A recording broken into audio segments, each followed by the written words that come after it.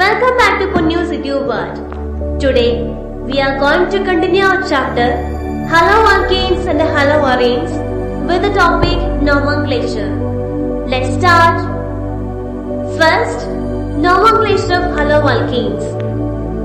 According to IUPAC system of nomenclature, haloalkanes or alkyl halides are named as halo-substituted hydrocarbons.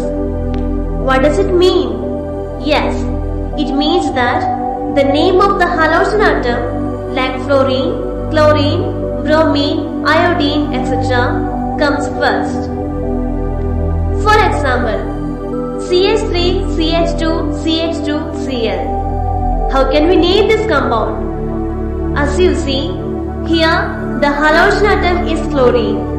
So, the name chloro comes first. Okay, now we can name the parent chain. Here, the parent chain contains 3 carbon atoms and hence is named as propane. So, the given compound is chloropropane or 1-chloropropane.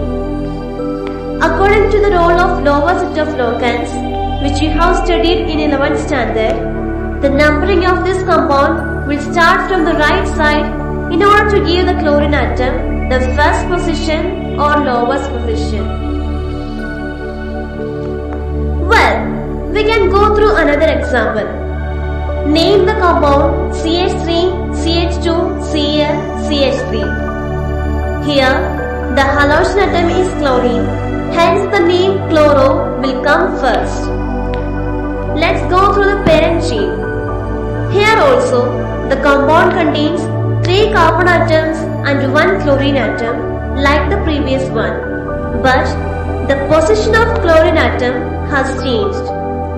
So, here we can start numbering either from the left or from the right because the chlorine atom will only be in the second position. So, the compound will be named as 2-chloropropane. Okay, now let's see the common names of some dihaloalkanes. Means alkanes having 2 halogen atoms. First, geminal halides. What is geminal halides?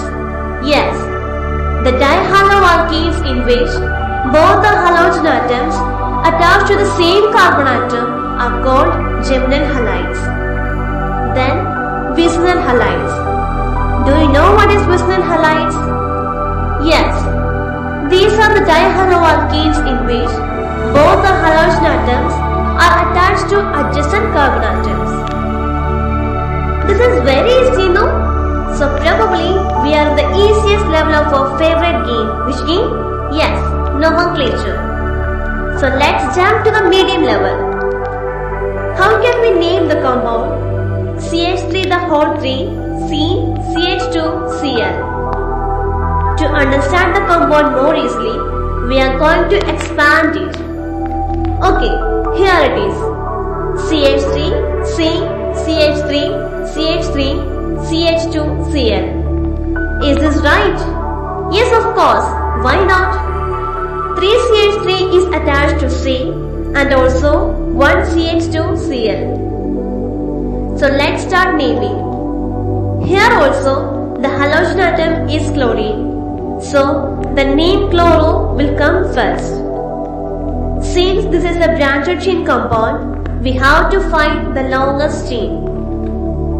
CH3CCH2, CH3CCH2, CH3CCH2. Anyway, we will get a 3 carbon chain, so it is a propane. Next, the numbering.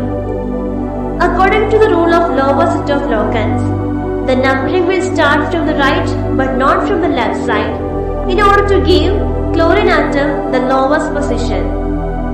Since 2 methyl groups are attached to the second carbon, it will be named as 2,2-dimethyl. So, the given compound is 1-chloro-2,2-dimethyl propane. Yes, we did it. This is also easy, no?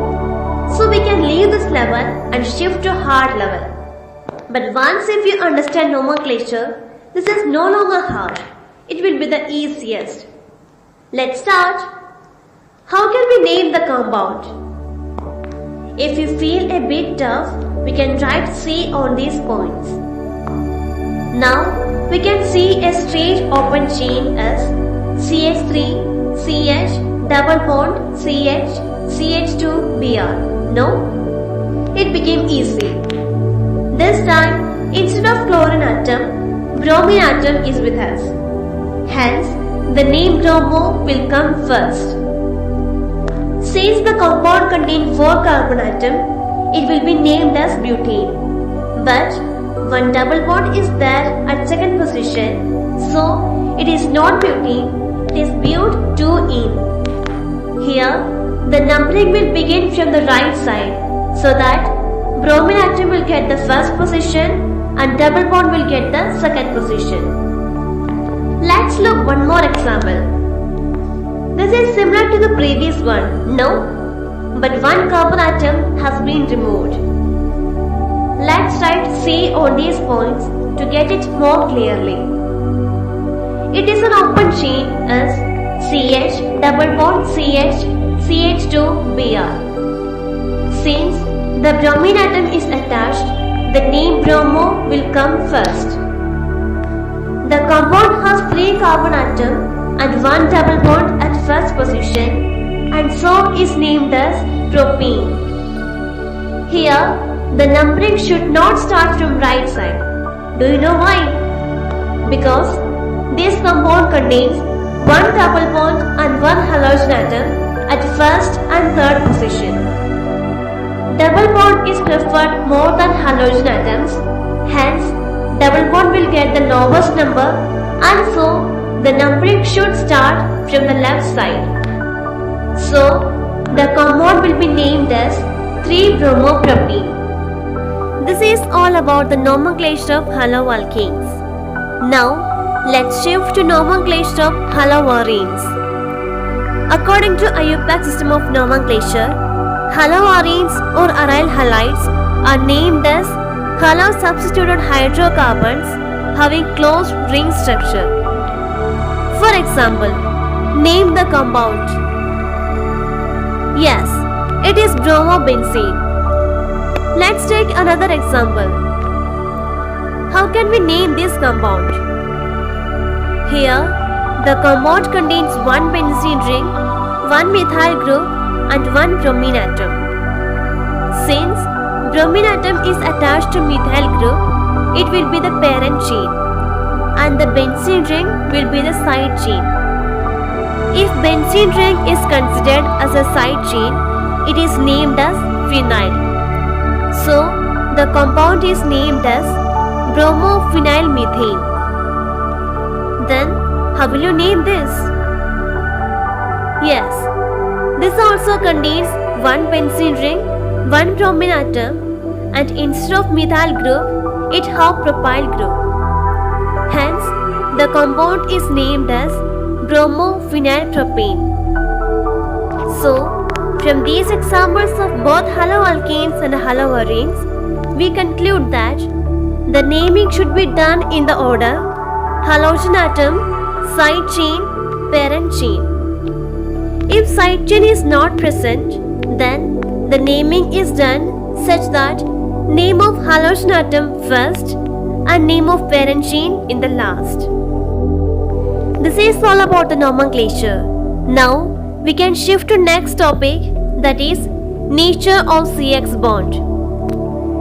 CX bond of haloarenes are shorter and less polar than CX bond of haloalkanes because sp2 hybridized haloarenes are more electronegative than sp3 hybridized haloalkanes.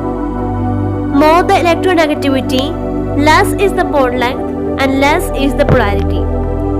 Less the electronegativity, more is the bond length and more is the polarity. This is all about the topic. Hope you all understand the topic. If you have any doubt regarding the topic, please do comment in the comment box. And please don't forget to go through your NCERT textbook. And don't leave nomenclature because it is very important in organic conversions. Without knowing nomenclature, you cannot attempt conversions. So, practice the exercises and in-text questions.